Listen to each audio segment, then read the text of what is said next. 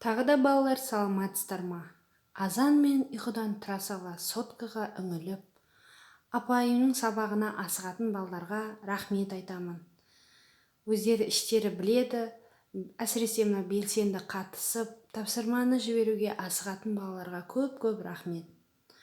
Қазақ тілі сабағы 9 сәуір, сан есімнің 2 сабағы. Сан есім заттың санын білдіретін сөз табы. Сан есімнің сұрақтары қанша, неше, нешінші. Балалар, маған мынандай ой келді. Сандарды жазған кезде біз қосып жазамыз ба, бөлек жазамыз ба, соны біліп жүру үшін мен былай айтқым келеді. Толық ондықтар бір сөзбен ғана жазылады. Толық ондықтар 10, 20, 30, 40, 50, 60, 70, 80, 90, 100 сандары бір сөзбен ғана жазылады. Яғни бөлек бір сөзбен ғана, мінекей 10, 20, 30, 40. Ал егер екі таңбалы сандар болады ғой, енді 10-да екі таңбалы ғой, бірақ толық ондық емес.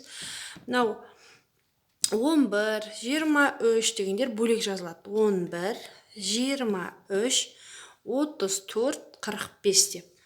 Ал енді жүздіктер екі бөлек жазылады. 100 ғана бір сөз, 200, 300, 400, 1000, миллион деп жазылады.